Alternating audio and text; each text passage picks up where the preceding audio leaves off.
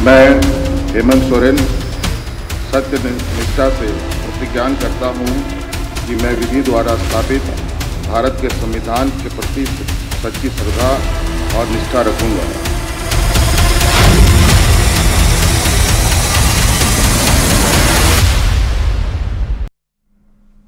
नमस्कार, आप देख रहे हैं न्यूज 18 बिहार झारखंड और मैं हूं आपके साथ लक्ष्मी। रांची से एक बड़ी खबर, 8 जुलाई को होगा विधानसभा का विशेष सत्र। विधानसभा में विश्वास मत पेश करेंगे हेमंत सोरेन।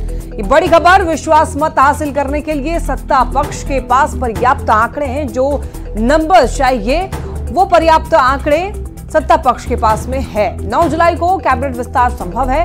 जेएमएम, कांग्रेस और आरजेडी के विधायक मंत्री पद की शपथ लेंगे।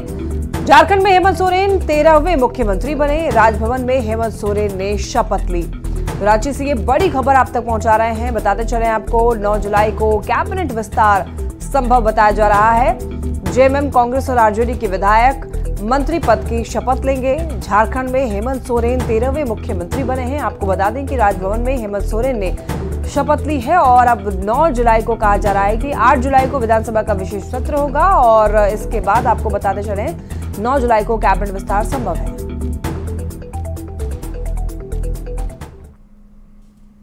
बने मुख्यमंत्री के तौर पर हेमंत सोरेन ने शपथ ग्रहण भी कर लिया है और पदभार ग्रहण भी कर लिया है। विधानसभा में विश्वास मत हासिल करने के लिए 8 जुलाई को दिन मुकर्रर की गई है और अगर हम संख्या बल के हिसाब से गौर करें तो कहीं से भी हेमंत सोरेन को सदन के अंदर विश्वास मत हासिल करने में कोई परेशानी नहीं होने वाली है, क्योंकि जो इस वक्त स्ट्रेंथ है, अगर हम विधानसभा के हिसाब से बात करें और जो बहुमत के आंकड़े हैं वो 39 होने चाहिए, जबकि इस वक्त सत्ताधारी दल के पास 47 विधायकों का समर्थन हासिल है। वहीं विपक्ष के पास अगर हम देखें तो 27 मत दिख रहे हैं और 2 निर्दलीय विधायकों का भी अगर उन्हें समर्थन हासिल हो जाता है तो ये आंकड़ा 29 तक जाकर रुकेगा। सबसे बड़ी बात यह है कि जिस तरह से विधानसभा का सत्र, विशेष सत्र ये आहूत किया गया है, उस दिन यह भी देखना होगा कि यहाँ हेमंत सोरेन सदन के अंदर क्या कहते हैं, क्योंकि आपको याद होगा कि पिछली बार ईडी के द्वारा गिरफ्तारी के बाद उन्हें इस विधानसभा में जब लाया गया था तो वो मीडिया से बात नहीं कर पाए थे।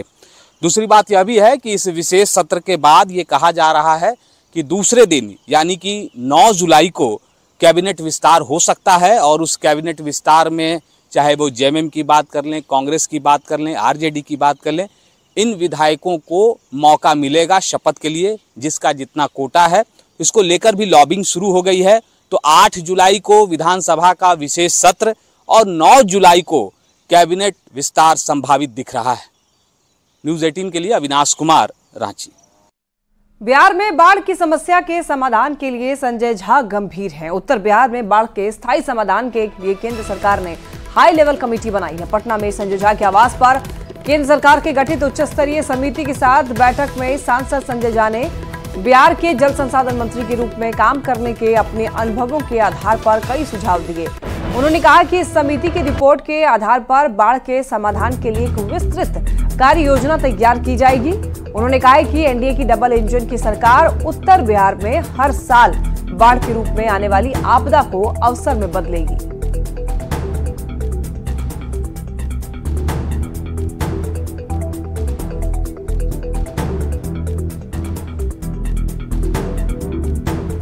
संजय झा ने जब से जेडीयू की कमान संभाली है तब से वो लगातार जेडीयू को आगे बढ़ाने की रणनीति पर काम कर रहे हैं। उनका फोकस 2025 में बिहार में होने वाले विधानसभा चुनाव पर है और यही वजह है कि पटना पहुंचते ही उन्होंने न सिर्फ नीतीश कुमार की तारीफ की, बल्कि उन्होंने कहा है कि जिस स्थिति में जेडीयू 2010 में थी, 2025 में एक बार फिर से उसी स्थिति में आएगी।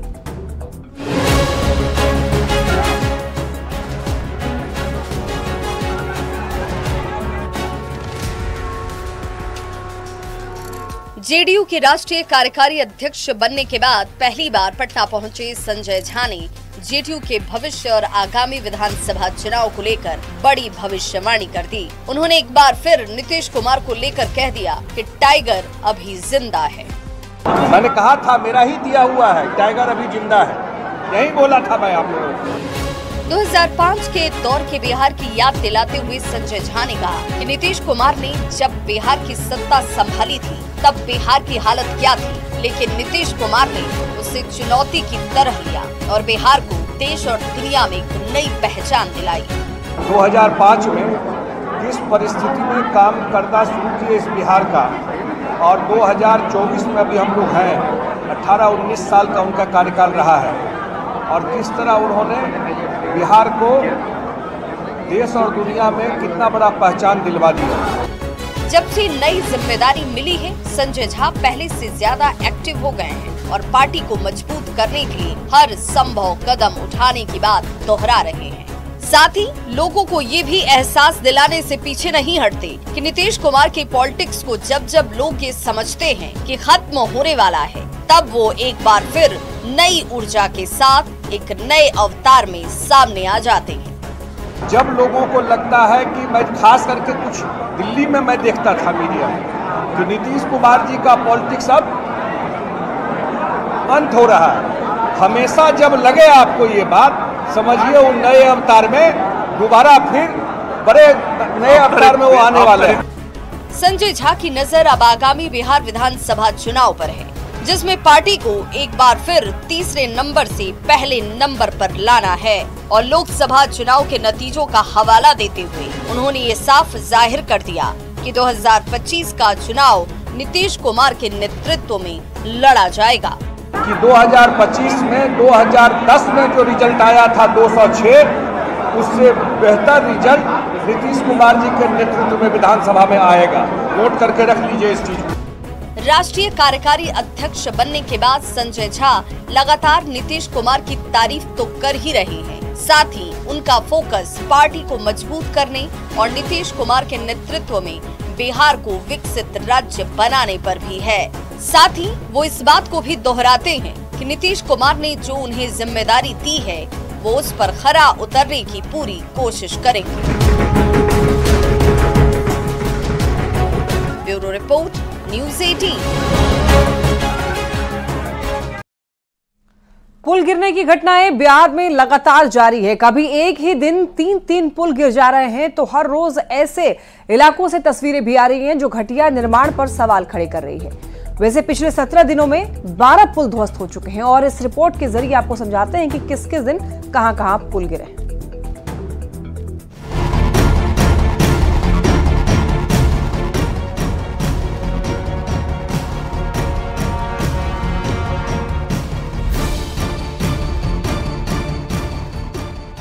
बिहार में पुल तो ऐसे गिर रहे हैं जैसे पेड़ से पके हुए आम गिर रहे हों।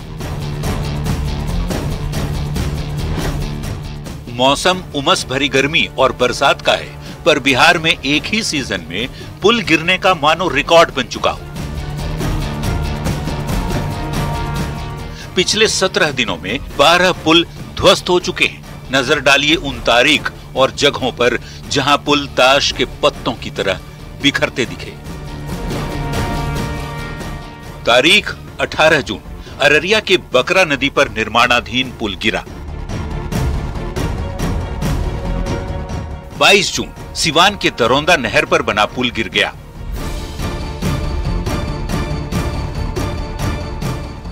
तारीख 23 जून, मोतिहारी के घोड़ासहन में निर्माणाधीन पुल गिरा। तारीख 26 जून, किशनगंज के मरिया नदी पर बना पुल धंस गया। 28 जून, मधुबनी में निर्माणाधीन पुल का गर्डर गिरा। 30 जून, किशनगंज के पथरिया में बना हुआ पुल धंस गया। 3 जुलाई, छपरा के जनता बाजार में बना पुल ध्वस्त हो गया। 3 जुलाई को ही छपरा के दानदासपुर में बना पुल गिर गया। 3 जुलाई को सिवान के महाराजगंज में भी बना हुआ पुल गिर गया। 3 जुलाई को ही सिवान के सिकंदरापुर में बना पुल गिरा। उसी दिन यानी 3 जुलाई को ही सिवान के टेघरा में भी बना हुआ पुल गिर गया। जबकि अगले दिन यानी 4 जुलाई को छपरा के बनियापुर में पुल टूट गया। Bureau report, news 18।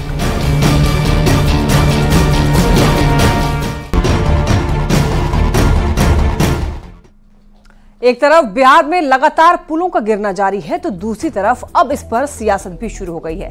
सत्ता पक्ष जहां इसके लिए विपक्ष को जिम्मेदार ठहरा रहा है तो दूसरी तरफ विपक्ष पुल गिरने के लिए मुख्यमंत्री नीतीश कुमार और केंद्र सरकार को जिम्मेदार ठहरा रहा है। रिपोर्ट देखिए।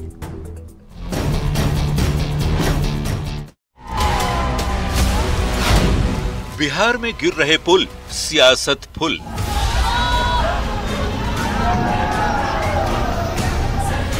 नेताओं की बयानबाजी, जनता की शामत आई।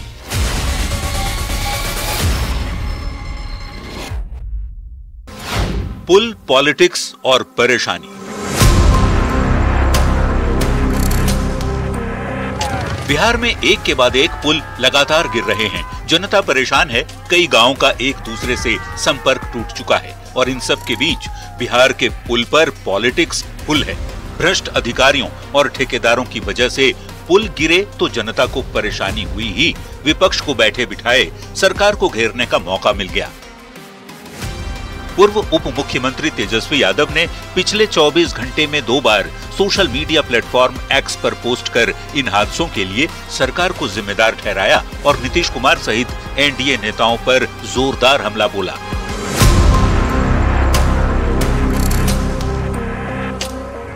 बिहार में अगले साल विधानसभा का चुनाव होना है। ऐसे में आरजेडी सरकार को घेरने का कोई भी मौका नहीं छोड़ रही। यहाँ तक कि एक्टिव पॉलिटिक्स से दूर लालू प्रसाद ने भी पुल टूटने की घटनाओं को लेकर सरकार को घेरा। उन्होंने भी एक्स पर पोस्ट कर केंद्र की मोदी सरकार और मुख्यमंत्री नीतीश कुमार पर जमकर कटाक्ष किया।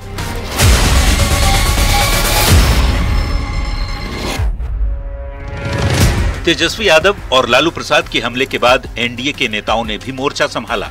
उप मुख्यमंत्री विजय कुमार सिन्हा ने कहा कि लालू कांग्रेस राज में बने पुल गिर रहे हैं, तो मंत्री अशोक चौधरी ने भी इसके लिए लालू राज के दौरान बने पुलों के गिरने का आरोप लगा दिया। कांग्रेस की सरकार थी, उसके बाद जो गिरा है उस समय आरजेडी की सरकार थी। जनता दल यूनाइटेड के पास मात्र 2 महीने पहले ये विभाग, 1.5 साल पहले तक ये विभाग आरजेडी के पास। तो जवाबदेही, मोरल रिस्पॉन्सिबिलिटी आरजेडी का बनता है। अगर पुल गिरने पर आरजेडी प्रश्न उठा रहा है तो, और जहां तक जो पुल गिरे हैं उसमें एक पुल जो अररिया में गिरा है उसमें ग्रामीण कार्य विभाग की मैं मानता हूं कि कहीं न कहीं संलिप्तता है। डबल इंजन की सरकार नहीं कर पाई थी, वो काम तेजस्वी यादव जी ने करने का काम किया और किसी का मजाल नहीं है सरकार के कोई मंत्री का कि तेजस्वी यादव के कार्यों की समीक्षा कर ले और कहीं दोषी ठहरा दे।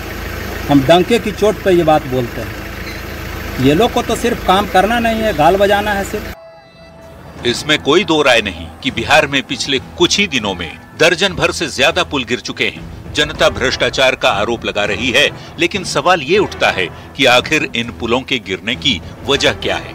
क्या इंजीनियर की लापरवाही और भ्रष्टाचार की वजह से पुल गिर रहे हैं, या फिर पुल बनाने वाले ठेकेदार के लूट खसोट की नीति के चलते कुछ ही साल में पुल धराशायी हो जा रहे हैं?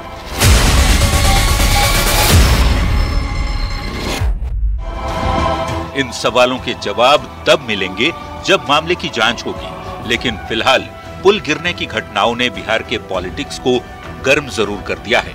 ऊपर से मामला अब सुप्रीम कोर्ट तक पहुंच चुका है। ऐसे में जिस तरह से हर दिन पुल गिरने की घटनाएं सामने आ रही है, ऐसा लगता है इस पर सियासत अभी रंग बदलने वाली है। Bureau report, news 18।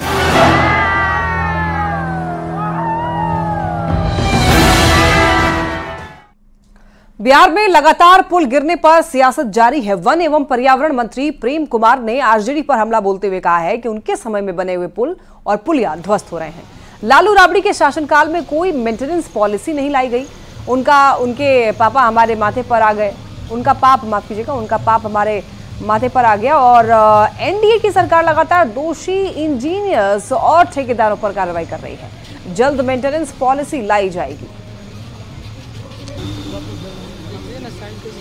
उनका जो पाप हमारे माथे पर आ गया, गलती उन्होंने किया है। लालू सरकार थी, राबड़ी जी की सरकार थी, दोनों सरकार ने पुल तो बनाए, इन पुलों का मतलब नीति नहीं बना पाए। हमारी सरकार जांच करा रही है और दोषी संवेदकों पर, अभियंताओं पर कार्रवाई हम करने जा रहे हैं। मुजफ्फरपुर से एक बड़ी खबर सामने आ रही है। एसबीआई के एटीएम से लाखों रुपए की चोरी की खबर सामने आ रही है। एटीएम तोड़कर बदमाशों ने कैश लूट लिया है। कितने पैसे चोरी हुए हैं अभी फिलहाल इस बात को लेकर के नहीं बताई गई ठीक तरीके से कि कितने पैसे चोरी हुए हैं। सरैया थाना क्षेत्र के जवाहर चौक का ये मामला बताया जा रहा है। हालांकि अब ये मामला पुलिस के संज्ञान में है। पुलिस मामले की जांच पड़ताल में जुटी है। सरैया थाना क्षेत्र का मामला, जहां से एसबीआई के एटीएम से लाखों रुपए की चोरी की गई है। एटीएम तोड़कर बदमाशों ने कैश लूट लिया है। तो आपको बता दें कि कई जगहों से ऐसी खबरें सामने आती है। एटीएम तोड़ करके पैसे जो है वो लूट लिए जाते हैं, कैश लूट लिए जाते हैं। लेकिन फिलहाल इस बार कितने पैसे चोरी हुए हैं इस बात का अभी खुलासा नहीं हो पाया है।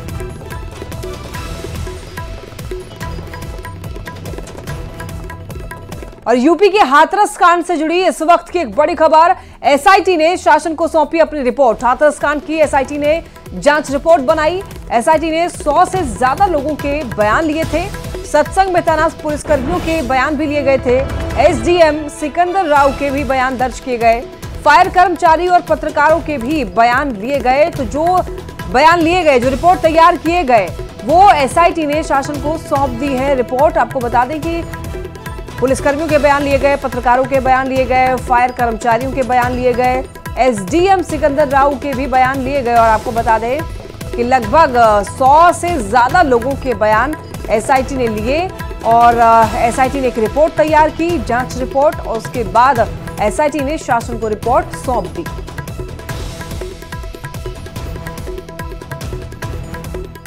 हाथरस हादसे के बाद से ही बाबा सूरजपाल फरार है, लेकिन इसी बीच उनके प्रवचन का एक वीडियो सामने आया है। दावों के मुताबिक बाबा सूरजपाल इस वीडियो में खुद को भगवान बता रहे हैं और कह रहे हैं कि अगर जरूरत पड़ी तो वो प्रलय भी ला सकते हैं।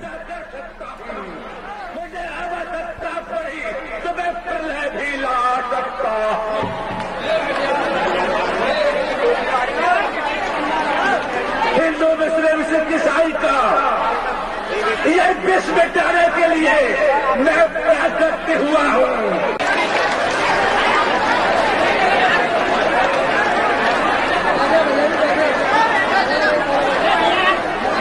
अगर मुझे आवश्यकता पड़ी तो मैं प्लेट भी पैदा कर सकता हूं। मुझे हाथरस कांड के बाद अब इसको लेकर सियासत भी तेज हो चुकी है। लोकसभा में प्रतिपक्ष के नेता राहुल गांधी हाथरस हादसे के पीड़ितों से मिलने के लिए अलीगढ़ पहुंचे। राहुल गांधी ने घायलों और पीड़ित परिवारों से मुलाकात की और उन्हें पार्टी की ओर से हर संभव मदद का भरोसा दिया है। तो हादसे के पीड़ितों से राहुल गांधी मुलाकात करने के लिए पहुंचे और उन्हें हर संभव मदद देने की बात कही है। ये तस्वीर देखिए आप, राहुल गांधी यहाँ पर पीड़ितों से मिलने के लिए पहुंचे हैं उनके घर तक और कहा है कि जो भी मदद की जा सकेगी पार्टी की तरफ से वो मदद दी जाएगी। ये तस्वीर देखिए, 2 तस्वीर टीवी स्क्रीन पर, हाथरस से मुलाकात की तस्वीर और देखिए अलीगढ़ में पीड़ित परिवारों से मिलने के लिए राहुल गांधी पहुंचे हैं और उन्होंने कहा है कि जितनी मदद हमारी तरफ से हो सकेगी वो मदद हम लोग करेंगे। तो हाथरस हादसे के पीड़ितों से मिलने के लिए राहुल गांधी पहुंचे। हालांकि इस हादसे के बाद बता दें आपको कि कई तरफ सियासत भी हो रही है। राहुल गांधी अभी अब पहुंच चुके हैं मिलने के लिए परिवारों से। तो हाथरस से मुलाकात की, अलीगढ़ में भी पीड़ित परिवारों से मुलाकात की। चूंकि हाथरस में ये कार्यक्रम था तो कई दूर दराज से भी लोग वहां पर पहुंचे थे। और देखिए बेतिया से एक बड़ी खबर सामने आ रही है, जहां पर पीट कर एक बच्चे की हत्या कर देने की खबर सामने आ रही है। 12 साल के बच्चे की हत्या हुई है। आम तोड़ने के विवाद में हत्या कर दी गई है। सिसवा सरैया गांव में हत्या का यह मामला सामने आ रहा है। बैरिया थाना इलाके की घटना है और आरोप है कि शहाबुद्दीन के बगीचा में आनंद कुमार कुशवाहा और अनिल कुमार आम तोड़ने गया हुआ था। शहाबुद्दीन ने इसका विरोध किया। इस पर आनंद कुमार कुशवाहा और अनिल कुमार ने शहाबुद्दीन की पिटाई कर दी। अस्पताल में इलाज के लिए शहाबुद्दीन को भर्ती कराया गया, हालांकि उसकी मौत हो गई। तो मौत की खबर के बाद आक्रोशित लोग शव के साथ सड़क पर उतर गए और जमकर हंगामा किया। गुस्साए लोगों ने पुलिस से जल्द कार्रवाई की मांग की।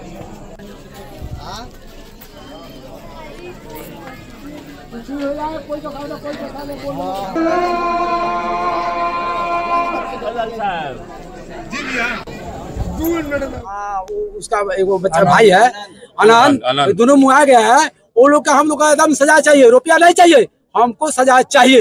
जो अभी तक के थाना बैठा हुआ कड़वा तेल कान में डालकर, ये फांसी चाहिए, नहीं तो 10 घंटा का मोहलत दे दीजिए प्रशासन। हम लोग फरियाद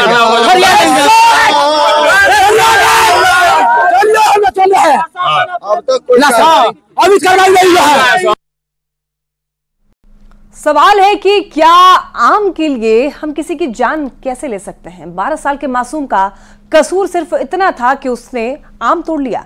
क्या हम इतने असंवेदनशील हो गए हैं कि एक बच्चे की आम तोड़ने पर जान ले सकते हैं? और देखिए, और इसी के साथ फिलहाल के लिए इस बुलेटिन में इतना ही। नजर डालेंगे सुर्खियों पर।